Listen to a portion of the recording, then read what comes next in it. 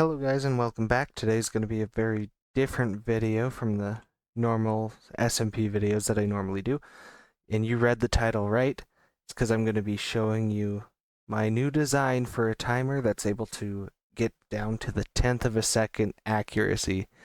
Now, I know that you can get it down to like where there's 20 ticks per second. You can find out a way to measure that. I'm not that smart, but whenever I looked up just a quick timer, either all of them were either going to be too complicated trying to measure 20 ticks every single tick, and that's just too complicated for me, and I don't need that accuracy, frankly. Or you would get the simple hopper clocks and the repeater clocks. So what I decided is to make a glorified repeater clock, and I'm going to be showcasing that to you today. And yes, I hope you guys didn't expect me to build a whole office. This is all a facade, but right over here is the full mock-up of a timer with full stop mechanism, reset, and start. So I'm gonna briefly just go into how this works, and I will be posting a separate tutorial later if you guys would like it. Okay, starting off, here's how you read the clock. So we have these lamps that are supposed to indicate which tenth of a second the timer was stopped on. And then you have this chest over here, which each item placed in this chest will equal 1 second. And put it together, it looks like this. And you can see it going around now. Kind of looks like a loading screen. And then we go over here, and this is signifying whatever stop mechanism you want. For me, I used a tripwire because I'm designing this for a ice boating track. So you can see we stopped on the 1, 2, 3, 4th. So if we look in this chest here, it's 17.4 seconds.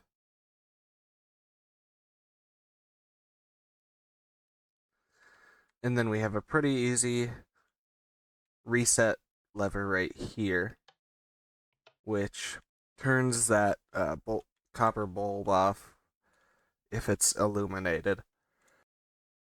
Alright, so that's cool and all, but it doesn't really mean anything unless it's accurate. So in the top left of your screen, I'm going to put a timer and try to line them up and see how accurate this machine really is.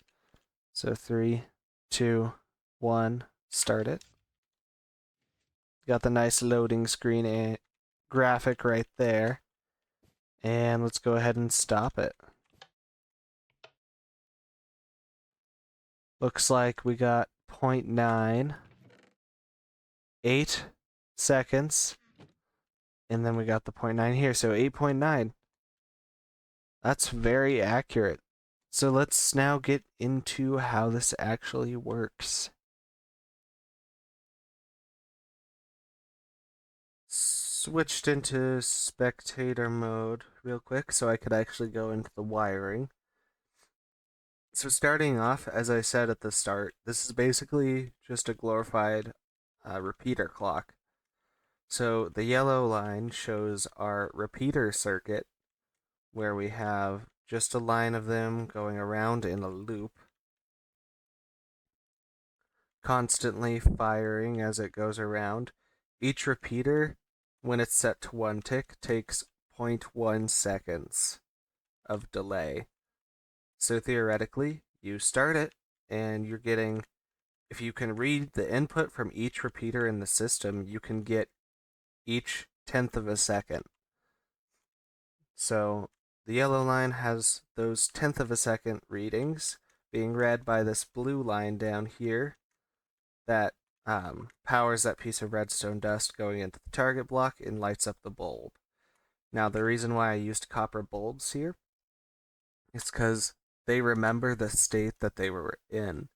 So if it was powered last, when we stop the clock, then the bulb will remain on, and we can read that status with this comparator.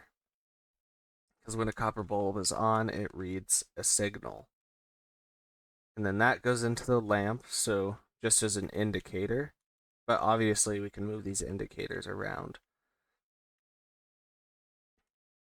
Then we've got kind of the hidden part. So there, you also need to have a system where the copper bulbs turn off after it's not the 10th of a second that they're meant to represent.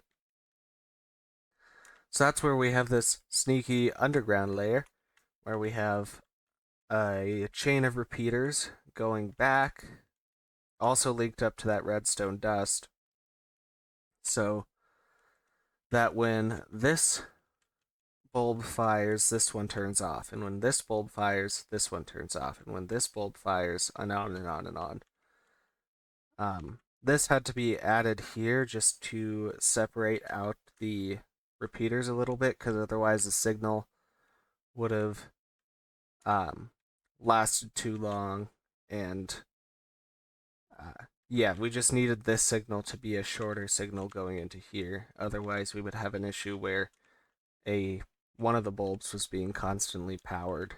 But anyways, right down here, we continue that chain off of this bulb. When this one fires, that one turns off, and on and on. And then a tricky part was figuring out how to get these to read, first of all, which one was on, and use that to know which ones to reset. So if you see here, we have in the dark green, let me go ahead and switch over to back to creative mode. We have these pistons, and you might be thinking, why does it even need pistons there? That's because we need a way to figure out which one is on. So when this bulb is on, this piston is extended. And what that also does is it draws this redstone line into the block. So when we flip our reset button and power the line, that redstone powers this target block, which then powers the copper bulb to turn it off. And it all resets back to normal.